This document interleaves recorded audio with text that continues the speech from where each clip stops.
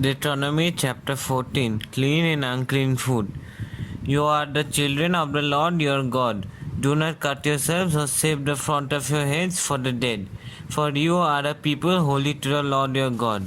Out of all the peoples on the face of the earth, the Lord has chosen you to be his treasured possession.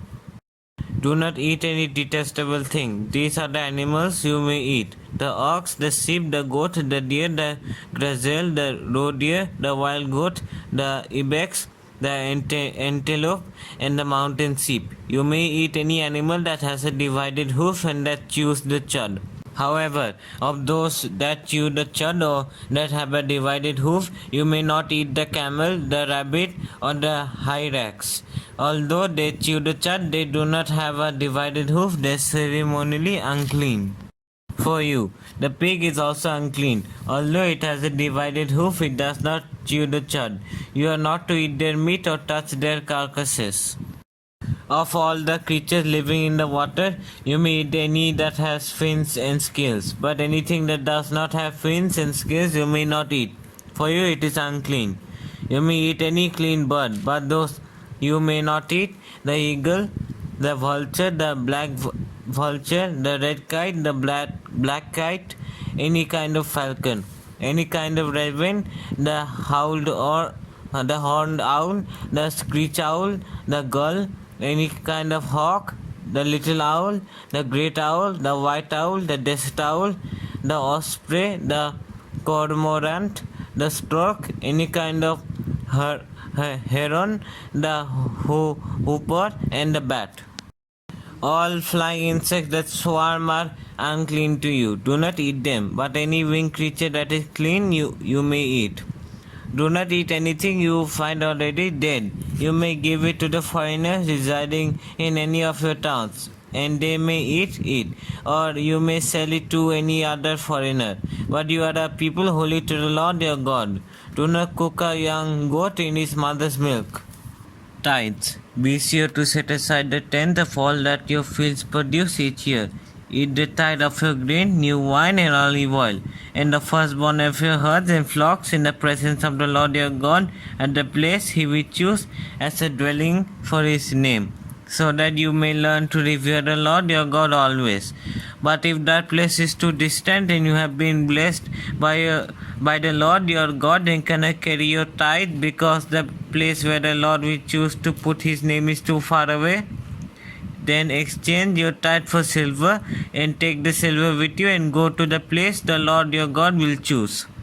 Use the silver to buy whatever you like: cattle, sheep, wine, or other fermented drink, or anything you wish. Then you and your household shall eat there in the presence of the Lord your God and rejoice. And do not neglect the Levites living in your towns, for they have no allotment or inheritance of their own. At the end of every 3 years, bring all the tithes of that year's produce and store it in your town, so that the Levites who have no allotment or inheritance of their own, and the foreigners, the fatherless, and the widows who live in your towns may come and eat and be satisfied, and so that the Lord your God may bless you in all the work of your hands. Deuteronomy chapter 15. The year for cancelling debts. At the end of every 7 years, you must cancel debts. This is how it is to be done. Every creditor shall cancel any loan they have made to another Israelite. They shall not require payment from anyone among their own people, because the Lord's time for cancelling debts has been prolonged. You may require payment from a foreigner, but you must cancel any debt one of your own people owes you. However, there need be no poor people among you, for in the land of the Lord your God is giving you to possess as your inheritance, he will richly bless you.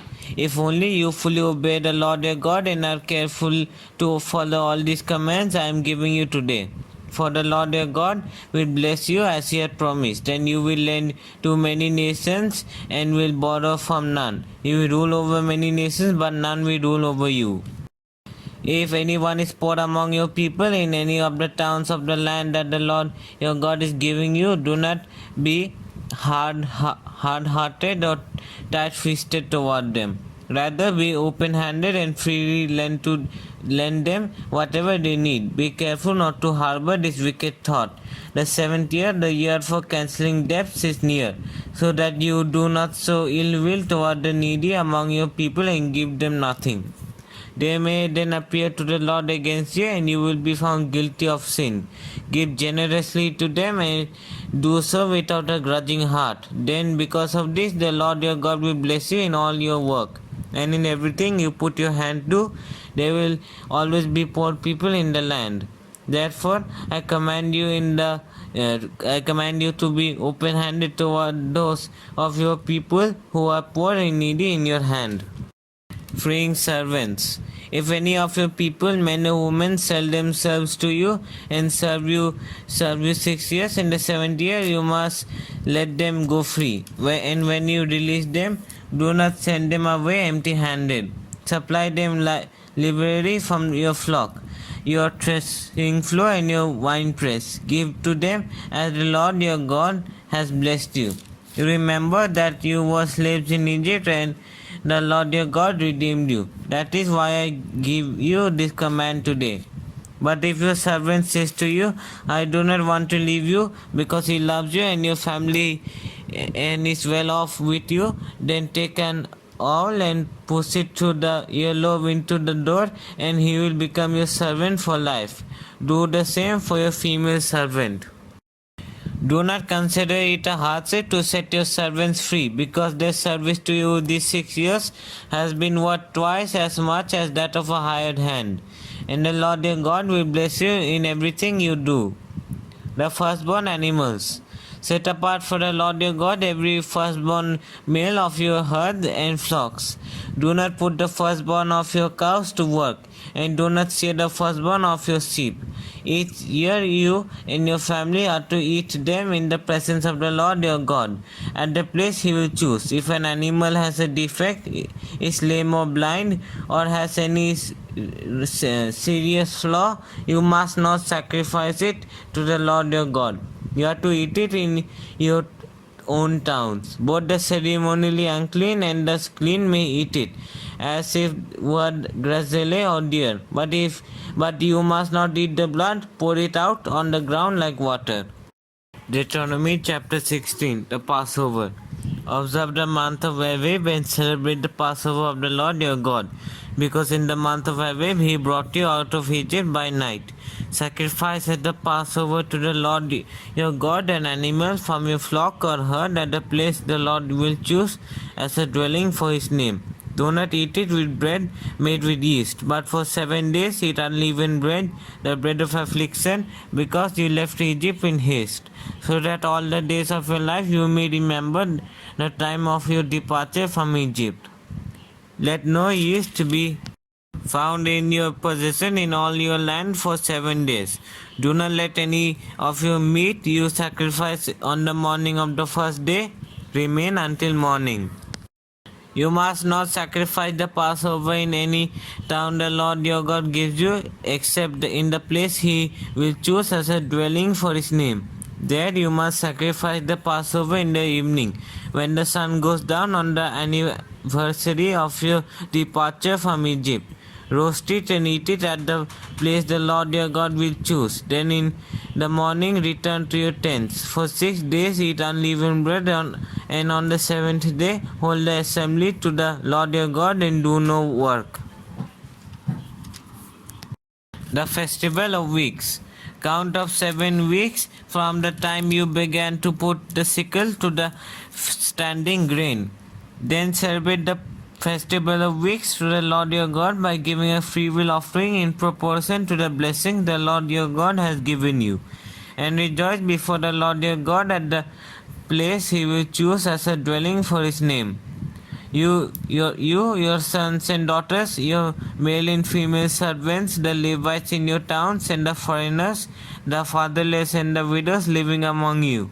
Remember that you were slaves in Egypt, and follow carefully these decrees. The Festival of Tabernacles. Celebrate the Festival of Tabernacles for 7 days after you have gathered the produce of your threshing floor and your winepress. Be joyful at your festival, you, your sons and daughters, your male and female servants, and the Levites, the foreigners, the fatherless, and the widows who live in your towns. For 7 days celebrate the festival to the Lord your God at the place the Lord will choose. For the Lord your God will bless you in all your harvest and in all the work of your hands, and your joy will be complete. 3 times a year all your men must appear before the Lord your God at the place he will choose. At the festival of unleavened bread, the festival of weeks, and the festival of tabernacles. No one should appear before the Lord empty-handed. Each of you must bring a gift in proportion to the way the Lord your God has blessed you. Judges. Appoint judges and officers for each of your tribes in every town the Lord your God is giving you, and they shall judge the people fairly. Do not pervert justice or show partiality. Do not accept a bribe, for a bribe blinds the eyes of the wise and twists the words of the righteous.